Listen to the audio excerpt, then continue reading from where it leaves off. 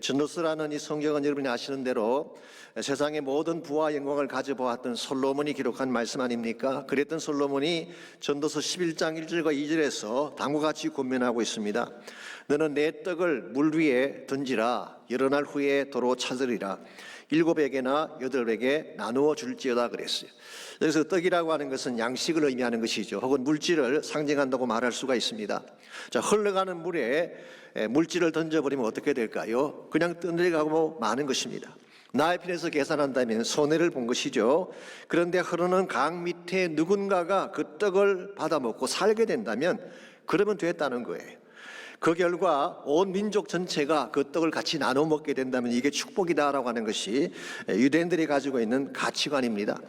나만 배부르게 잘 먹으면 된다가 아니라 우리 모두가 잘 먹어야 잘 사는 것이다라고 하는 것이죠. 여기에 그들만이 가지고 있는 독특한 공동체 의식이 있습니다. 한 사람의 행복이 전체 행복이고 전체 행복이 나의 행복이라는 의식. 사실 이것이 지난 수천 년 동안 어디에 있던 유대인들을 하나로 만들었던 원동력이 된 것입니다. 이것이 사실은 성경이 말씀하고 있는 하나님 나라의 원리이기도 합니다. 하나님 나라는 모든 자들이 서로 지체가 되어서 더불어 살아가는 공동체를 의미하는 것입니다. 그래서 예수님께서 누가복음 17장 21절에서 이런 말씀하셨죠. 하나님의 나라는 너희 안에 있다 이렇게 말씀하셨어요. 이 말씀을 어떤 분은 그렇게 해석합니다. 아니라고 하니까 우리 개인의 마음속에 하나님 나라가 있다 그렇게 해석하지만 여기에 사용된 전치사 엔토스라는 전치사는 그런 뜻이 아닙니다. 이 전치사는 among 혹은 in the midst, 너희들 한가운데 그렇게 번역해야 될 전치사입니다. 그러므로 하나님 나라는 너희 한가운데 임한다는 거예요. 너희 가운데 임한다는 것입니다. 이것은 하나님 나라의 공통제적 성격을 강조하는 말씀이라고 할 수가 있습니다. 그럼에도 불구하고 우리는 이기적이면서 개인주의적인 삶을 살아갈 때가 참 많습니다. 너무 오랫동안 자기중심적인 삶을 살아왔기 때문에 그렇습니다. 심지어 신앙생활을 오래 했다는 분들 중에도 나만 잘 되면 되는 것이고 나만 복받고 나만 천국 가면 된다고 하는 자기중심적인 영성을 가진 분들을 많이 만날 수가 있습니다. 그런데 이것은 하나님이 기뻐하는 영성이 아닙니다. 우리 시야를 좁게 만들 뿐만 아니라 삶의 열매도 건강하게 만들 수가 없기 때문에 그런 것입니다. 그러므로 정말 여러분과 제가 하나님 나라 백성으로서 교회를 세우고 하나님 나라를 세우기를 원한다면 이기적 개인주의의 장벽을 넘어서야 되는 것입니다. 나만의 행복이 아니라 더불어 함께 누리는 행복을 추구하고 함께 동일한 목적을 향해 달려갈 수 있어야지 하나님 나라의 기쁨을 만드는 주역이 되는 것입니다. 그러므로 어떻게 하면 자기중심적인 생각에 틀을 깨뜨려버리고 함께 하나님 나라 비전을 향해 달려갈 수 있을지 오늘 주신 본문을 중심으로 이것을 함께 정리해 보려고 합니다. 오늘 같이 읽은 본문의 말씀은 지난주에 이어서 가나안 정복의 준비에 대한 말씀을 기록하고 있습니다.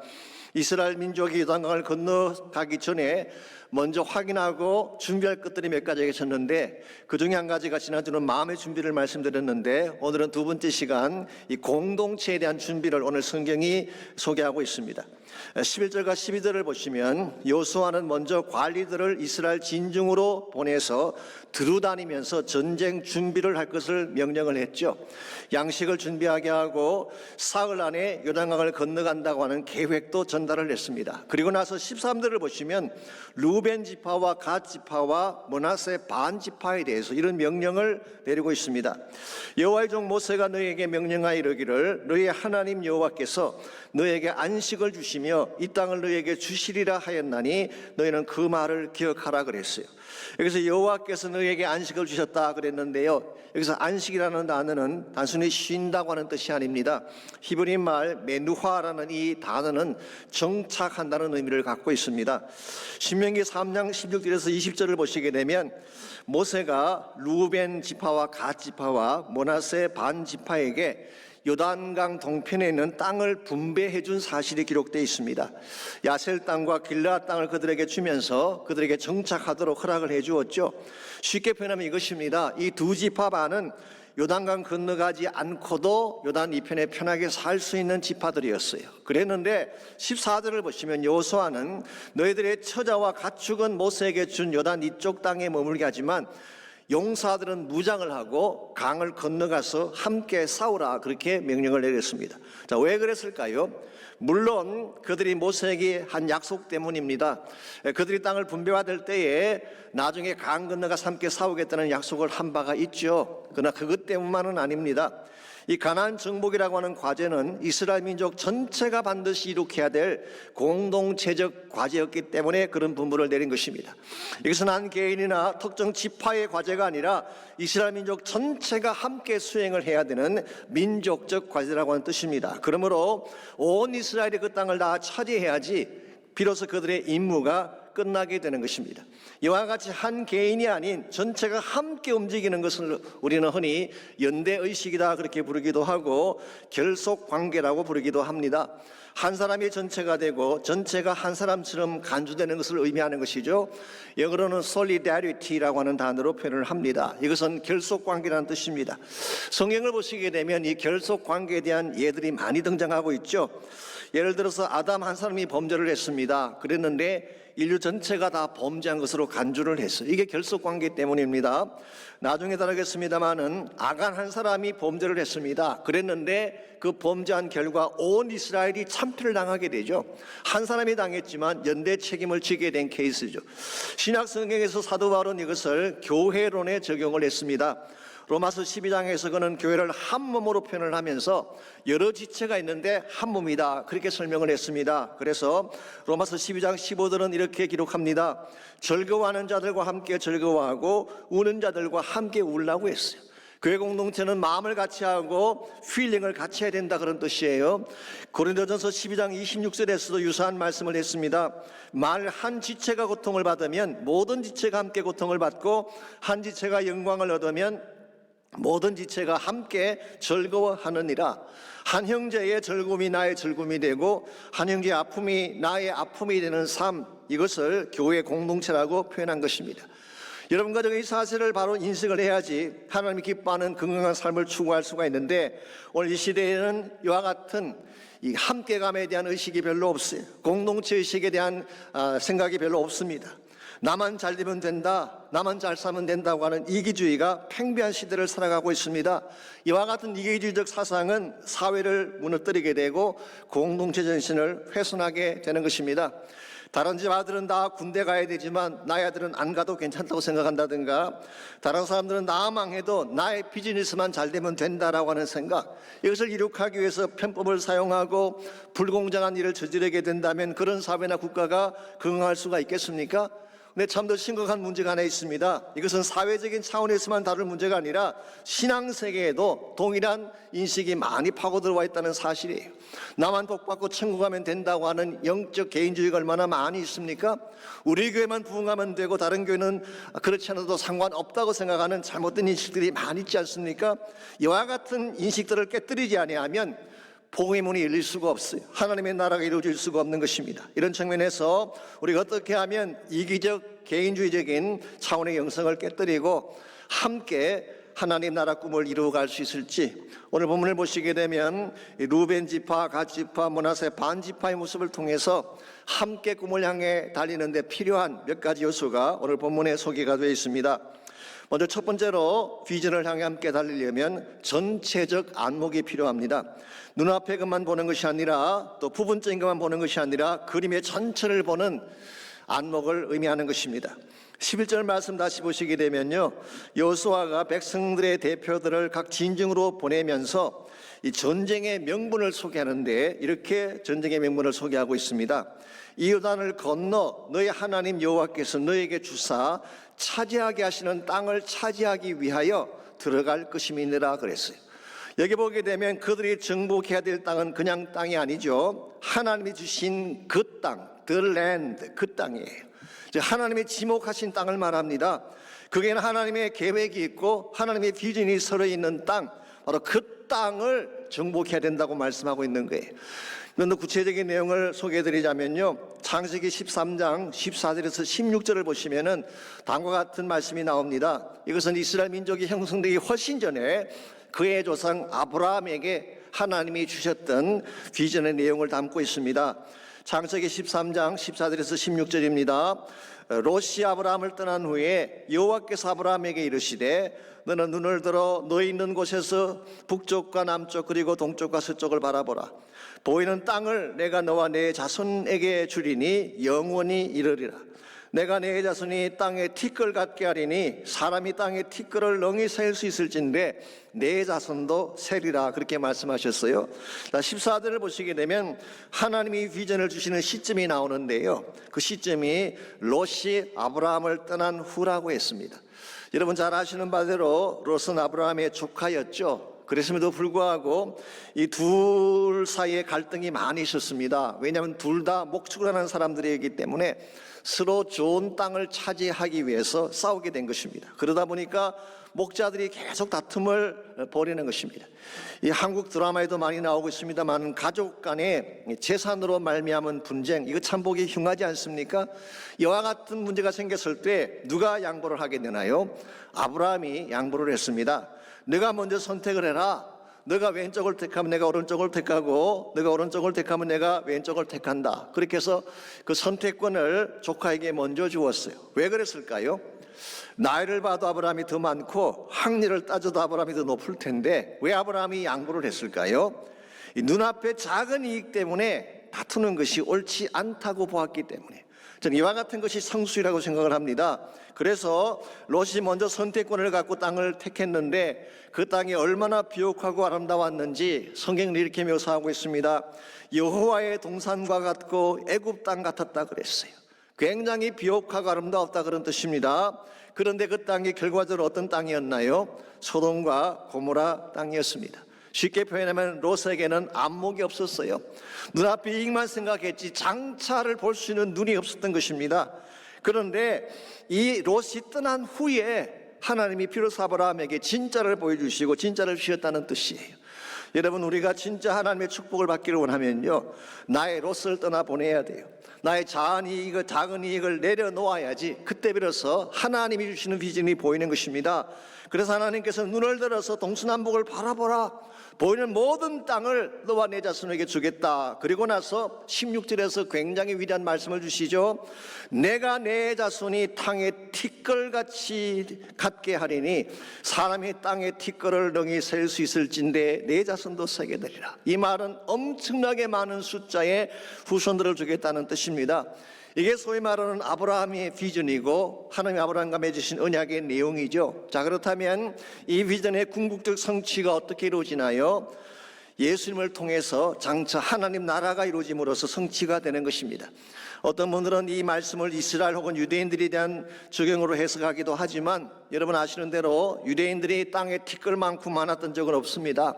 지난주에도 잠깐 소개해드렸지만 현재 유대인들의 숫자가 세계 인구의 0.2%도 안 됩니다. 그러므로 이 말씀은 유대인들이나 이스라엘에게 주신 말씀이라기보다는 예수 그리스도로 말미암아 일어나게 될 복음 운동을 의미하는 것입니다. 여기에 하나님의 계획이 있고 하나님의 비전이 있어요.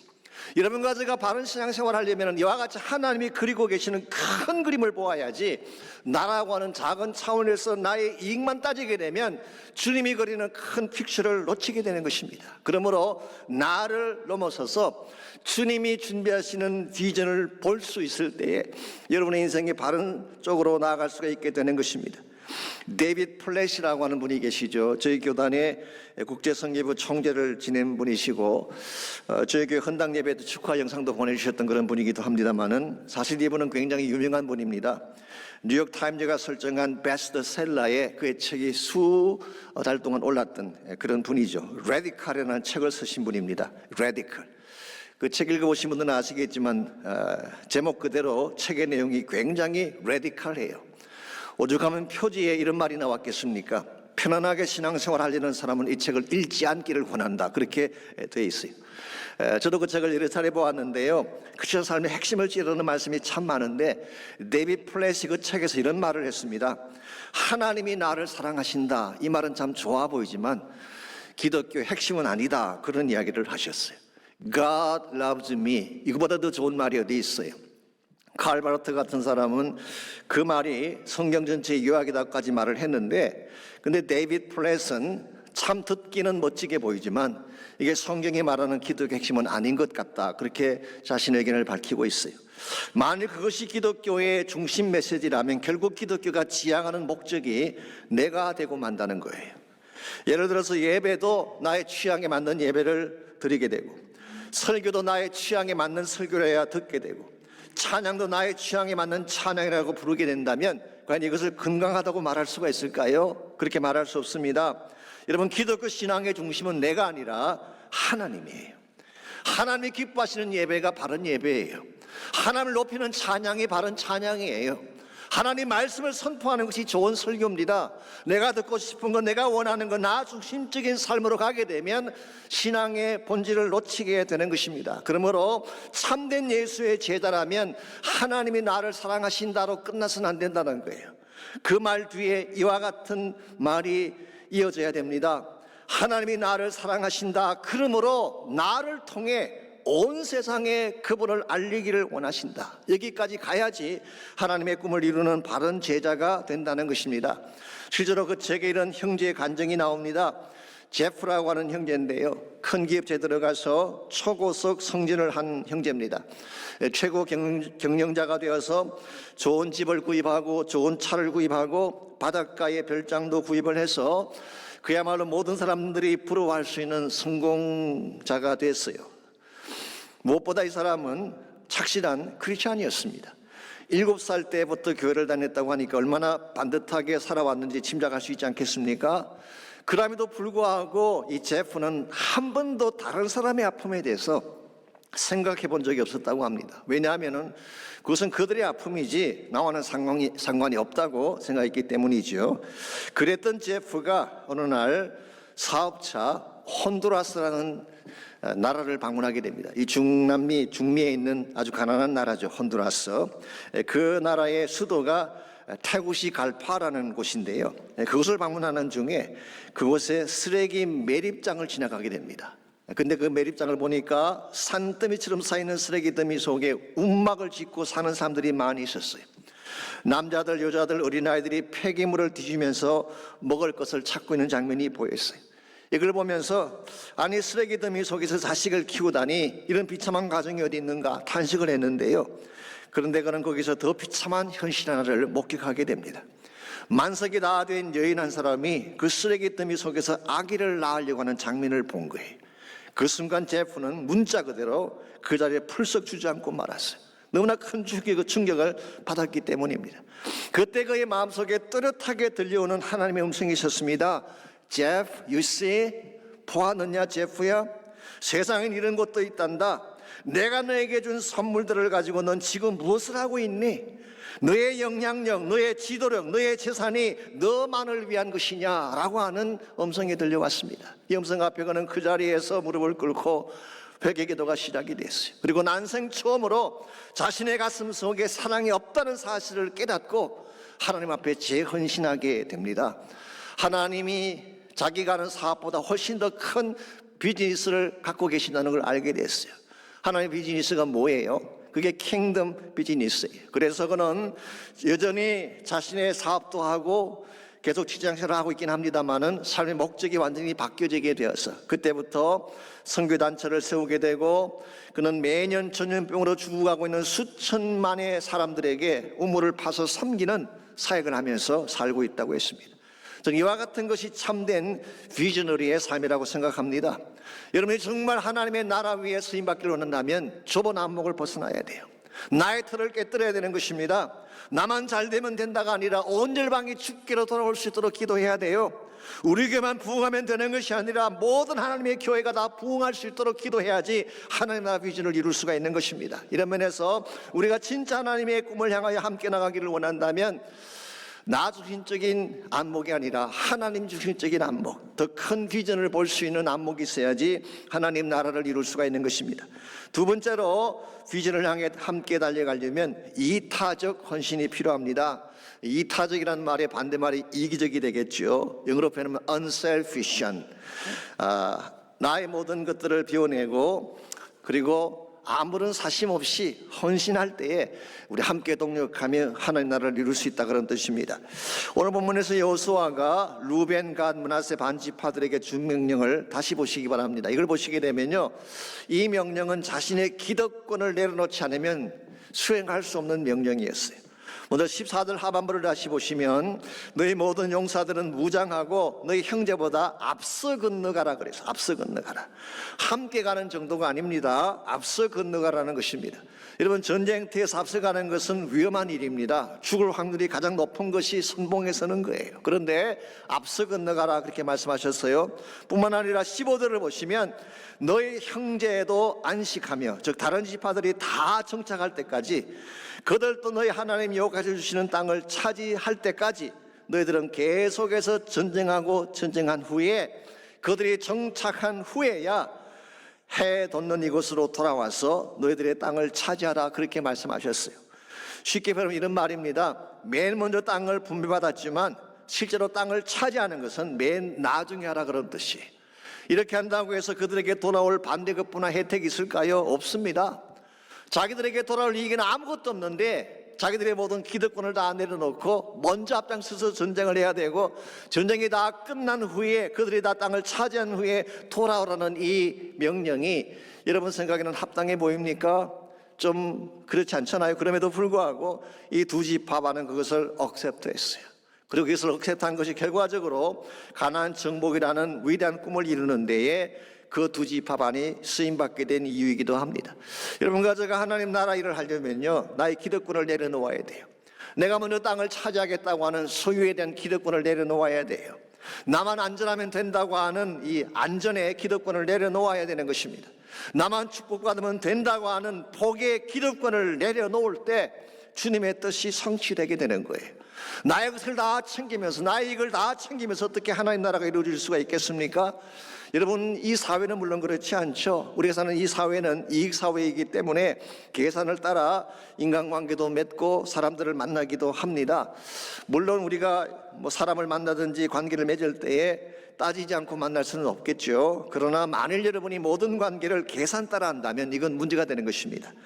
계산 따라 만난 관계는 계산 안 맞으면 헤어지게 되는 것입니다. 하나나라 백성은 그렇게 살면 안 되는 것입니다. 나에게 아무런 이득이 안 돼도, 나에게 돌아올 반대급부가 전혀 없어도 하나님의 뜻이면 행하겠다고 하는 것이 하나님 나라의 인생관이라고 할 수가 있습니다. 저는 그 좋은 예가 누가복음 10장에 나오는 선한 사마리아인의 비유의 말씀이라고 생각합니다. 그 스토리 속에 나오는 사마리아인은 사실은 강도 만난 사람하고 아무 관계가 없는 사람이었어요. 일면식도 없고 친척도 아니고 이해관계가 걸리지도 않은 사람, 사실 그냥 지나가면 끝날 사람이에요. 더구나 도와줘봐야 되돌아올 반대급부가 전혀 없는 그런 대상이에요. 그럼에도 불구하고 사마리아인은 정성을 다해 도와주고 자신의 비용까지 물어주게 되죠. 왜 그랬을까요? 이유는 딱 한 가지예요. 이것이 하나님이 기뻐하시는 일이기 때문에. 예수는 이 비유를 말씀하신 후에 바로 이와 같은 자들이 우리 이웃이다 그렇게 말씀하셨어요. 나와 친한 자가 이웃이 아니라, 나와 이해관계가 걸린 자가 이웃이 아니라 힘든 가운데 처한 자가 나의 이웃이다. 그러므로 아무런 사심 없이 도와라는 것입니다.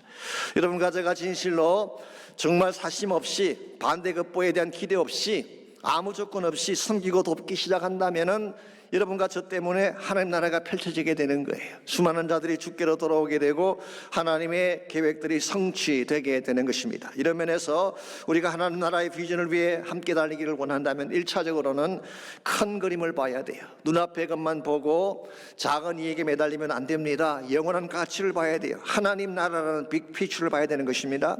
두 번째는 나의 것을 기꺼이 내려놓을 수 있어야지. 그래야 하나님 나라가 진행이 되는 것입니다. 마지막 세 번째로 비전을 향해 함께 달리려면 온전한 순종을 해야 하는 것입니다. 16절 말씀 보시기 바랍니다. 여호수아가 이와 같은 제안을 했을 때에 그들이 보였던 반응이 이렇게 기록되어 있습니다. 그들이 여호수아에게 대답하여 이르되 당신이 우리에게 명령하신 것은 우리가 다 행할 것이요 당신이 우리를 보내시는 곳에는 우리가 가겠습니다. 제가 영어 성경 봤더니 NIV 성경이 이렇게 번역이 되어 있습니다. Whatever you have commanded us, we will do. 뭘 명령하든지 다 하겠습니다.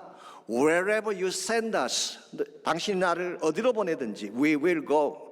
이게 사실은 온전한 순종이죠. 우리는 가끔 순종한다고 말하면서 선별적으로 순종할 때가 있죠. 내가 하고 싶은 것만 순종할 때가 있습니다. 내가 하고 싶은 것만 가겠다고 할 때가 있죠. 이와 같은 순종은 진짜 순종이 아니에요. 뭐라고 명령을 하시든지 어디를 가자고 하시든지 하나님이 분부하시면 가는 것이 순종이에요. 이와 같은 순종을 했을 때에 하나님의 진짜 역사가 일어나기 시작하고 그때 비로소 하나님을 경험하게 되는 것입니다. 오늘 우리가 하나님을 경험하지 못하는 여러 가지 많은 이유가 있지만 그중에 결정적인 것이 순종하지 않기 때문에, 순종했을 때 하나님을 체험할 수 있게 되고 그때에 하나님 사이즈의 기적이 우리 주변에 일어나게 되는 것입니다.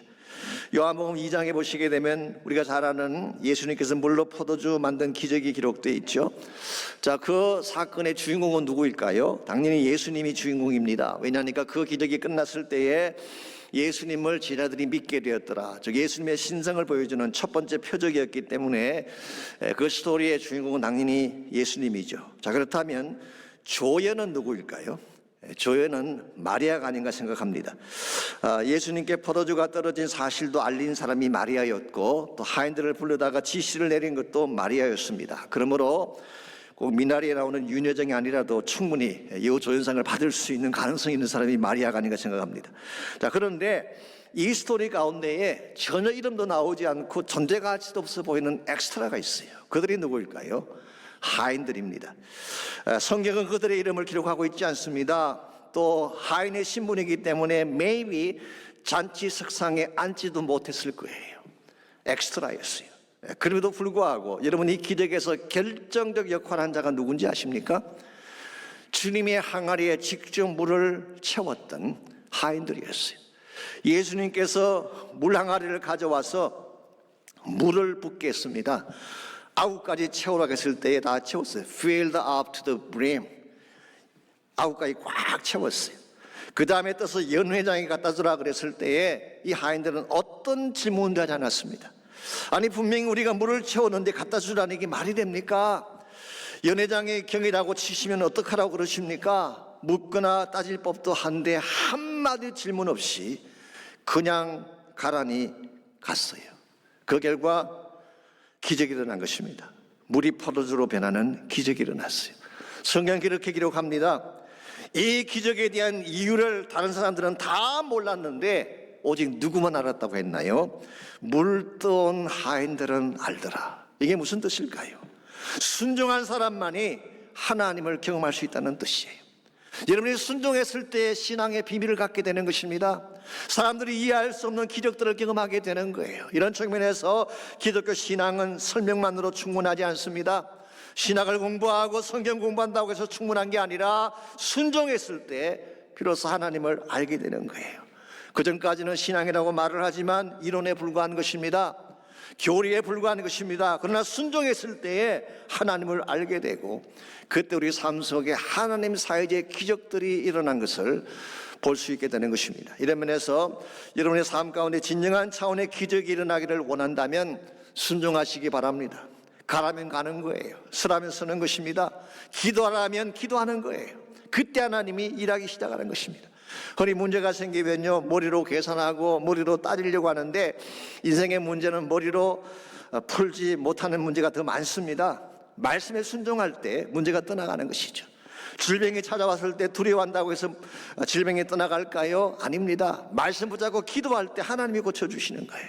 여러분이 정말 순종하게 되면 여러분의 인생이 물같이 맛이 없던 인생이라도 하나님을 순종하고 하나님을 경험하게 되면 포도주같이 빛나는 인생으로, 스윗한 축복의 인생으로 바뀌게 되는 것입니다. 그러므로 여러분 무슨 일을 당하든지 순종을 배우시기 바랍니다. 순종을 실천해 보세요. 여러분 인생이 달라질 수가 있는 것입니다. 한국의 대표적인 찬양사역자 중에 고형원 형제라고 있죠. 이분은 오랫동안 예수전도단에서 간사로 섬겼기 때문에 간사라고 부르기도 하고, 이분이 밴쿠버에 있는 신학을 공부하신 분이기 때문에 선교사라고 부르기도 합니다만은 본인은 형제라고 불리는 게 가장 좋다 그래서 저도 그분을 형제라고 부르고 있습니다. 고형원 형제. 아시겠지만 이분은 원래 고려대학교 건축과에서 건축을 공부하던 분이었죠. 그랬는데 학업 도중에 허리에 심각한 문제가 생겼습니다. 너무 통증이 심해서 학업을 계속할 수가 없었어요. 그래서 학업을 중단하고 힘들어하던 차에 예수전도단 공동체로 들어갔습니다. 그 공동체에 들어간 이후에도 아픔은 여전했지만 그러나 그것이 계기가 되어서 그런 예수전도단의 사역자로 섬기게 된 것이죠. 여러분, 세상적인 차원에서 본다면 어느 쪽이 더 화려해 보이나요? 좋은 대학을 나오고 건축가가 되어서 떵떵거리며 사는 것이 더 화려해 보이나요? 아니면은 한 선교단체에 들어가서 그야말로 선교하며 사는 것이 더 화려해 보이나요?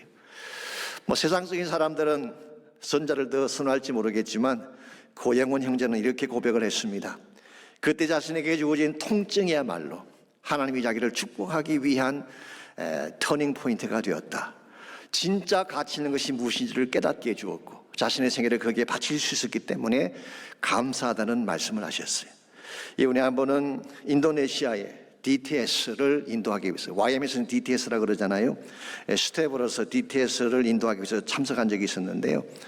그곳에는 한 교회에서 예배를 드리던 중에 그는 굉장한 충격을 받습니다. 영적인 충격을 받게 돼요. 그들이 부르는 찬양이 1시간이 넘는데 끝이지 않는 것입니다. 찬양 가운데에 성령이 임하고 변화가 일어나는데 너무나 충격을 받았어요. 성찬식을 했는데요. 주의 만찬이죠. 인도네시아 장로님 한 분이 성찬 잔을 들고 6분 7분 동안 울면서 기도하는 장면을 봤어요. 그때 그는 마음에 큰 충격을 받고 이와 같은 고백을 하게 됩니다. 왜 한국 교회에는 저런 감격이 없는가? 우리가 보혈의 잔을 들고 저처럼 감격하며 울었던 적이 과연 언제였는가? 그때 자신도 모르게 터져나온 기도가 이것입니다. 하나님, 한국 땅에 다시 부흥을 주십시오. 하나님, 부디 그 사명과 부르심의 촛대를 옮기지 말아 주십시오. 이와 같은 간절한 기도 가운데에 탄생하게 된 유명한 찬양이 있습니다. 그게 바로 부흥이라는 찬양이에요. 제가 알기로 이 찬양 CD가 알려진 것만 50만 장 이상 팔렸습니다. 그런데 그는 그 중에 한 푼도 자신이 쓰지 않고 전액을 북한 선교를 위해 드렸어요. 왜 그랬을까요? 그는 진짜 소중한 비전이 무엇인지를 알았기 때문에 그런 것입니다. 사랑하는 성도 여러분, 참된 비전은 이 땅에서의 성공이 아닙니다. 하나님 나라가 성공이에요. 여기에 우리의 꿈을 걸고 우리의 사명을 걸 때에 우리 삶이 참된 차원에서 기쁨이 되고 영광이 되어지는 것입니다.